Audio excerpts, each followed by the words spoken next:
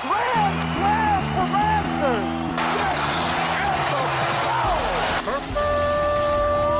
It's time for Blessed to Play on EWTN Radio, uncovering the role that faith plays in the lives of sports professionals from around the country. And now, here's your host, Ron Meyer. Fire, score! My guest today is Doug Rosfeld. He serves as the chief of coaching staff for the Cincinnati Bengals. He came to the Bengals from Cincinnati's Archbishop Moeller High School, where in his one season as football head coach, that's in 2018, he led the Crusaders to a Greater Catholic League title and was named the GCL Coach of the Year. Now, previously, he was the Director of Player Development for 3 seasons from 2015 to 17 at the University of Cincinnati for the Bearcats. He worked at Moeller from 2005 to 14 as an offensive line coach, also serving as the rugby coach as well. We'll talk about that. He also had some great talent as a football player, played at the University of Cincinnati from 1997 to 2000. He was named First Team All-Conference USA after both his junior and senior seasons. Doug, it's so great to have you on. Ron, thank you for having me. I'm excited to talk with you and share faith. Well, I had some great players and coaches that went to Archbishop Moeller, and they're great athletes, but they're also great men as well. And this high school not only forms you as a competitive athlete, but as a man to go out into the world and be good at what you do. But talk about your formation at Archbishop Moeller. Well, I've been blessed to have a few different trips through Moeller High School. First would be as a student when we moved back to Cincinnati. We had traveled around a little bit with my dad's work. Came to Moeller High School as a young man and really felt a lot of clarity and growth, personal growth and clarity on what I wanted to do for a living. At a young age, I felt strongly about becoming a teacher and a coach. Then left Moeller and went to the University of Cincinnati. Had a great career there, went to the Cleveland Browns for a short while, and taught at Western Hills High School after my playing career was over, before returning back to Moeller High School. This time, been on my heels. My wife, Stephanie, had passed away shortly after childbirth, and some of those coaches that were instrumental in building me up as a young man, now they caught me as a young father and helped me get my feet back under me, put purpose back in my life, and grow as a person again. And then after 10 years of teaching and coaching there and continuing to grow a family and grow as a man, left and went off to a coaching career at the University of Cincinnati, only to come back again for a third time as the head coach of the football team, and met some wonderful people through different roles and got to grow again, both in my career and as a person. So I don't know that many people brag about going to high school 3 times, but it's been greatly beneficial for me. Well, your last stint at Moeller in 2018, I'll be the head football coach, Greater Catholic League champion, coach of the year, and you also coached rugby as well, but it went far beyond that. You did pilgrimages with your team, you did special things on Good Friday with your team, so this was not only about the sport itself, but it was about spiritual development of your players. I think bringing out the best in a person involves all aspects of life. And I think that is what makes Moeller such a unique place, whether a student sees themselves primarily as an athlete or a future doctor, engineer, potentially a future priest, or just enjoying life for where they are at the moment. A good Catholic school, a good school anywhere, but Moeller High School in particular, will embrace that student's vision and feed it new ideas and new opportunities. And the teachers that are there, the teachers and coaches that work there, they're no different. It was one of the great blessings of my life that was to get to teach and coach at a Catholic school, because I was growing alongside my students, along with my players. So prayer services, rosaries, benedictions, receiving the sacraments was so profound in my personal growth. And I was sitting next to 16, 17, 18-year-old players and students of mine that it was designed for. And here I am as an adult man, and I'm growing personally as well. So I got a chance to travel through some of the most unique and wonderful places in the world with students, and or to learn about those areas and come back and teach them. And we did a really good job in the time that I've known Moeller to incorporate faith expression, not just faith development, but faith expression into our sports. So we would take the Moeller Crusaders, that's their mascot. Living up to that was always important for me. And we have a tradition here in Cincinnati where people on Good Friday will pray the steps in remembrance of the Passion of Christ. And there'll be thousands of people that come every year to pray those steps over Holy Thursday and throughout Good Friday. And so we try to get our fighting Crusaders to live up to their mascot's title or their name by going to this pilgrimage site, and we would landscape it and clean it up, do whatever we could to prepare it for the people that were coming to pray the next day. And then we would pray it ourselves. And I think that outward expression is really important in the young man's development, not just speaking about it or even coming to believe these important lessons, but giving them opportunities to express it and show that this outward sign of an inward reality or an inward change has happened. Yeah, very well said. Blessed to play Ron Meyer chatting today with Doug Rosfeld. He's the chief of coaching staff for the NFL's Cincinnati Bengals. So you're in this very Catholic-centric environment, obviously at Archbishop Moeller, supportive nonetheless. And then you're thrust into the NFL environment, which people from different faiths with no faiths, a lot of talent, a lot of ego. How does that work when you're coming from that environment and then you're now in the NFL coaching with the Bengals? Well, I think it just depends on the role that you see yourself fitting into in another person's life. And one of the truths of the NFL is that the players are looking to raise their level of play and elongate their career. Mm-hmm. And the people that they will trust and continue to work with are people that are genuine and are authentic, but most specifically will help elongate their career. And I think that's really just been my purpose in my career at any level I'm coaching or teaching, is just to bring out the best in my students or my coaches and to do whatever I can to help them extend and elongate their long and happy lives. You know, one of the strengths of the Cincinnati Bengals, as you know, the past several years has been their strong culture. I read a quote even from Joe Burrow saying that he feels free to text anyone on the team at any time because that's how close they are. But you're part of building that culture, establishing that culture in Cincinnati. And I know there's a few rules there, Doug, that you go by. And one of them is in your training facility, it says, it's about us, but you have two rules. And I want you to expand on this. Be on time and protect the team. Yeah, just two simple rules. Keep it simple and enforce them throughout and make it so that everyone understands what the rules are for being part of this great culture. I think being in a culture should not be restrictive. We shouldn't turn people away. But inside of those rules, inside that culture, there need to be some specific rules for participation. So our culture of it's about us is based on two simple rules, and it's be on time and protect the team. I think being on time is can go a lot of different directions when you describe it, but at its root, it boils down to just the respect of others, being courteous and conscious of the rest of your team and everyone else's time. So being prepared and being on time. We don't need you to be, the old 5 minutes early is 5 minutes late kind. If you're on time, you're late. Nope. When the clock says 9 o'clock, if we have a meeting at 9:00, be in your seat ready to go at 9:00. That is an easy, measurable, achievable behavior. And that's what you're really looking for rules. You're looking for rules in a culture or in a community that are achievable and they're consistent and they can define the rhythm of behavior.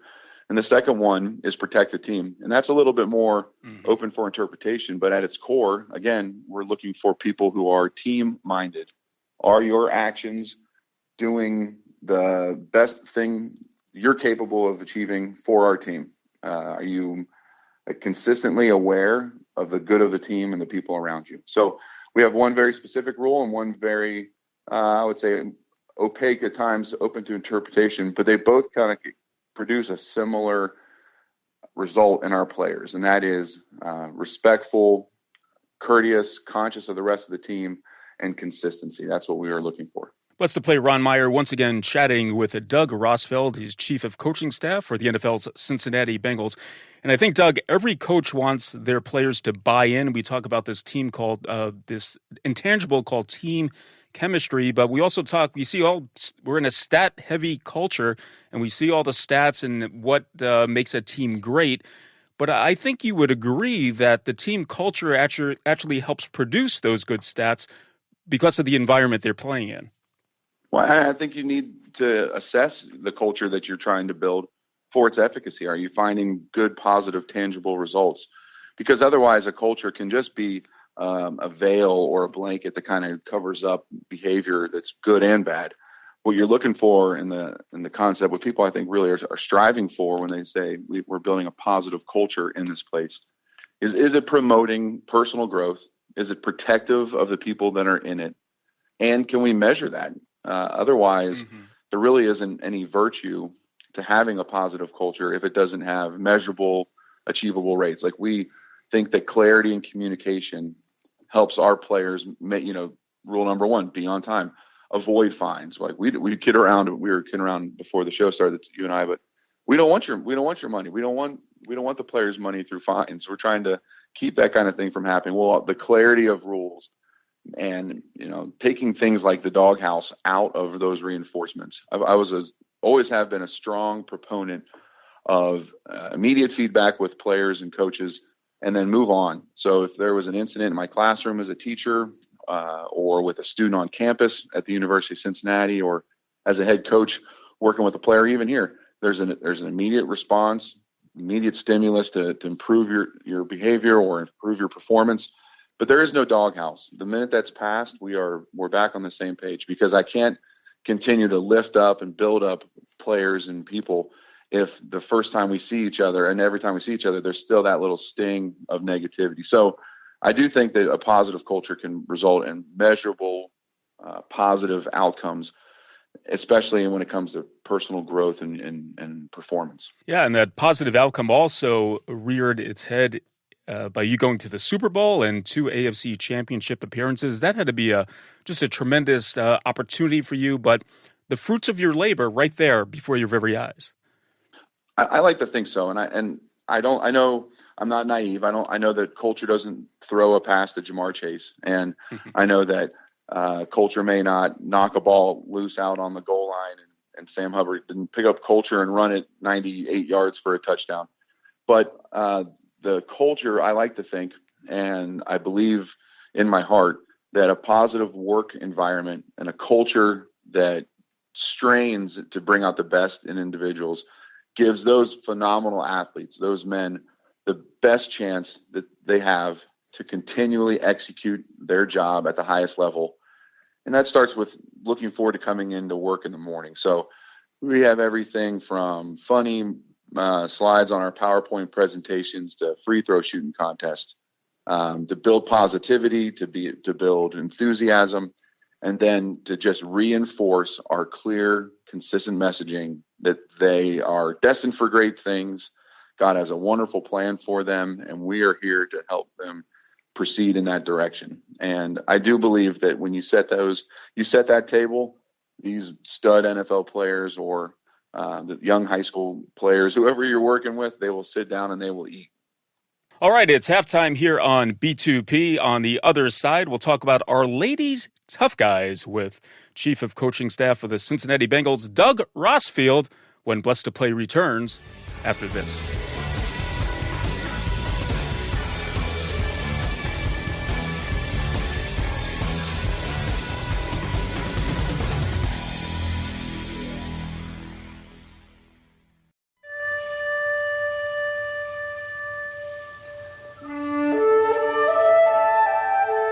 Glory be to the Father, and to the Son, and to the Holy Spirit, as it was in the beginning, is now, and ever shall be, world without end. Amen.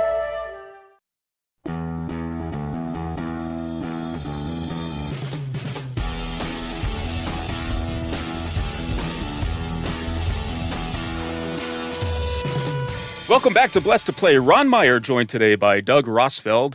He serves as Chief of Coaching Staff for the NFL's Cincinnati Bengals. The Bengals have had some great success in recent years, Super Bowl appearance, 2 AFC championship appearances.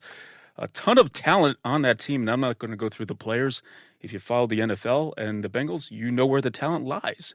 And one of those talented people is Doug Rosfeld, who brings a great culture to the Queen City and some great results as part of that culture. And the culture does have a tangible effect. Doug is humble about that. But if you create a good culture, you could get measurable results for sure. But Doug is also a great spiritual leader as well. And I teased this before we went to the break. Doug started a group called Our Ladies Tough Guys, and kind of coincides with the NFL season where they'll have a saint that they'll either pray to, do a devotion, a teaching. But tell us, Doug, why you started this group and how the men have responded.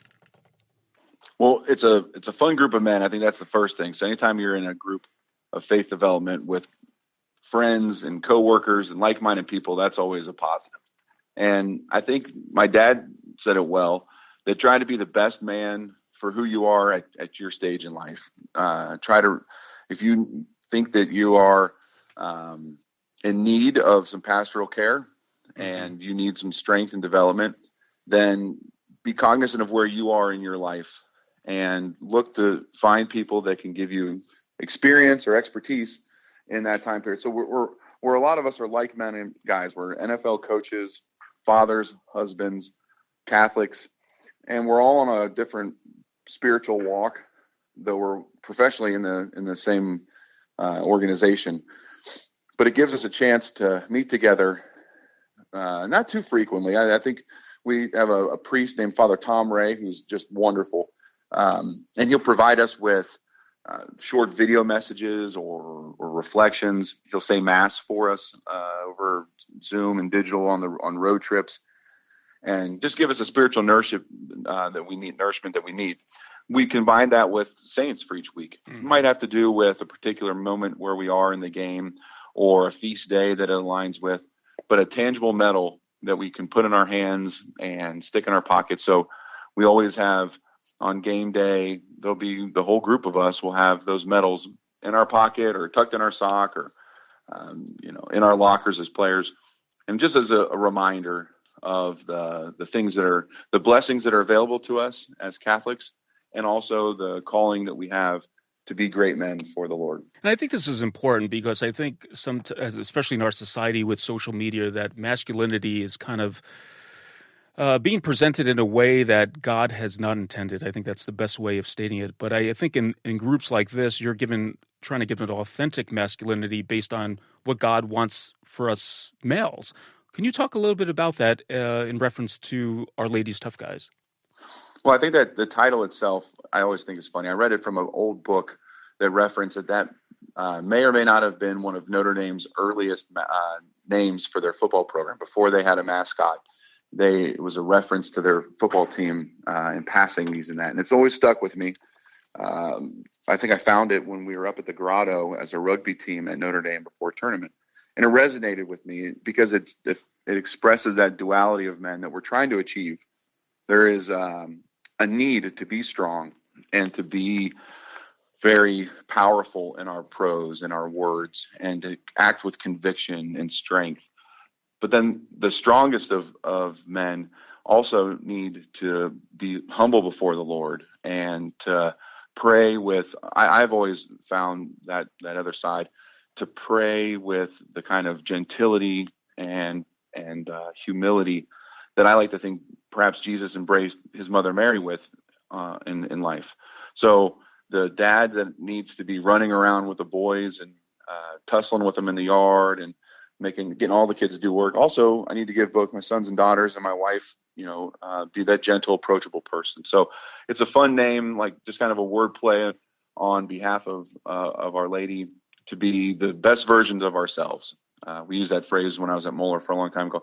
Esto vir, esto optimus. Just be the best man, the best version of yourself that you can possibly be, and humbly offer that to the Lord. Well, let's talk about Our Lady because, sometimes with a male or a masculine figure, we don't talk about the Mother of God as part of that journey a lot of times. But Our Lady of Guadalupe in particular, and adoration to her, and when I say adoration, praying to her, obviously to Jesus, was an important part of you overcoming some really some great challenges in your life. I think that sometimes the challenges of this life can distance us from our relationship with God. And I can speak to that personally, where difficulty in my life, both with the being a widowed father, being facing just the difficulties of life in that part of my time of life, it really, I let get to my head and create separation between my faith life. And I can say that I don't think I ever lost faith, but I was more disenfranchised with it. Knowing and believing that it was real actually made me more angry. I remember thinking like, this would be much easier if I didn't know in my heart of hearts that there was a God, that Jesus died on the cross for us, and that would have been much easier to handle these moments in life. And I think one of the truest blessings that I found in my Catholic faith is the wide variety of tools that are given to us to kind of catch us as we drift, whether that be the rosary or the communion of saints. I talk to the guys often about, like, when you get lost, it's a little bit like walking in tall grass and you just barely can't see above the tall grass and to know where you're going. So you end up kind of chasing all the distractions of our life that run right in front of us. But what God gives you, he didn't give you like a ladder, I don't believe, to climb up or a GPS unit so you can see where you're going. You just get these little 1-inch stones that you can just barely kind of stand up and just barely see over the edge of the grass. And that might be in the form of a missalette or a rosary ring or a St. Jude medal or a song or a particular homily at Mass. And with enough of those, you can just see just enough over the grass to know, oh, that's where I need to be heading and go in that direction. For me, Our Lady of Guadalupe was that. It was a statue for our garden in my little condo. My son and I, just the two of us, had. And to this day, we still have that statue to Our Lady. We have one in the front and one in the back of our yards. And it just is a constant reminder that there is a net being thrown out to catch all souls. And those of us who can see it and are aware of it, we're best to just do our best to be part of that. The best we can be in life is a 1-inch stone for somebody else to find their way to God. When I'm talking to you, you're a person who's overcome adversity away from the gridiron. But I have to ask you, when you played competitively, and obviously if you play sports competitively, you're going to face adversity. Did that help you in your spiritual life with the adversity of life, so to speak? I think it did. I don't know. I'm still growing as a person. Day to day, I try to look back on how I did yesterday and how I do today. I think that being a 43-year-old man in this country has its own set of adversities and challenges that a 25-year-old man in this country has yet to relate to, and vice versa. It's hard for me to look at some of the guys I coach and really truly be able to put myself in their place.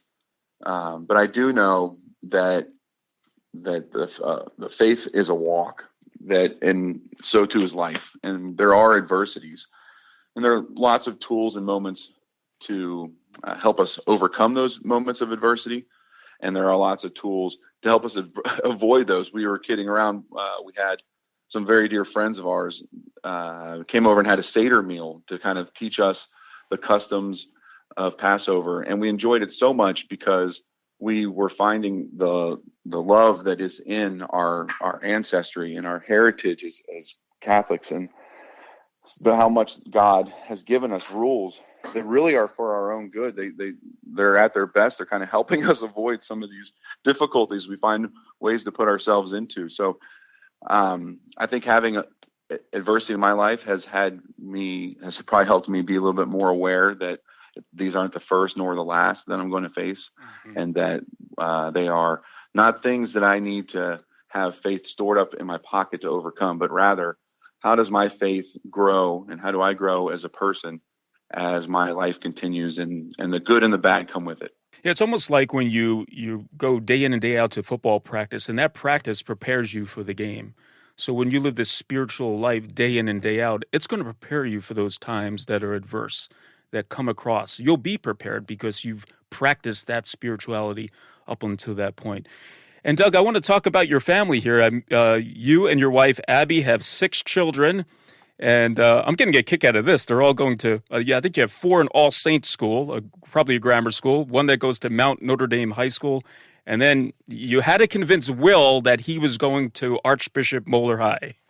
I did. Well, and my mom was a LaSalle cheerleader, which is a rival of Moeller. And my dad went to St. X, another wonderful school that's a rival of Moeller. And somehow they got a Moeller guy out of it. So I think we've got most of the Cincinnati Catholic schools covered in our family. But no, we do. We have 6 wonderful kids. We were married and went through the annulment process, which was a difficult one of those life obstacles, and came through it with the support and assistance and just the due process of the church, really turning over like with great humility and trust and going through a long, arduous process. And we're married and did something pretty cool. We walked out and everyone was kind of clapping hands. We turned and walked right back in, and our daughter Emma was baptized immediately after, right there in the church at All Saints, and then struggled to restart a family. Really had difficulty and turned our attention toward St. Jude, and through a novena and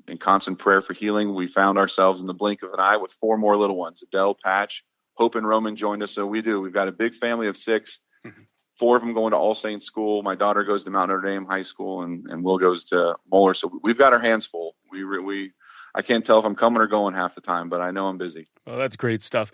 Well, Doug Rosfeld has been our guest. What a great person he is, trying to build the culture there for the Cincinnati Bengals, but also building the culture for Catholic men, starting a group called Our Ladies Tough Guys.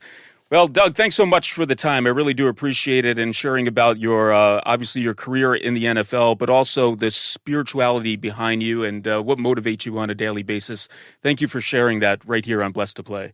Thanks, Ron. God bless. Hey, Blessed to Play fans, check us out on the web at blessedtoplay.com. That's blessed, the number 2 play.com. You can like us on Facebook and hit us up on Twitter at Blessed to Play. For Doug Rosfeld, I'm Ron Meyer.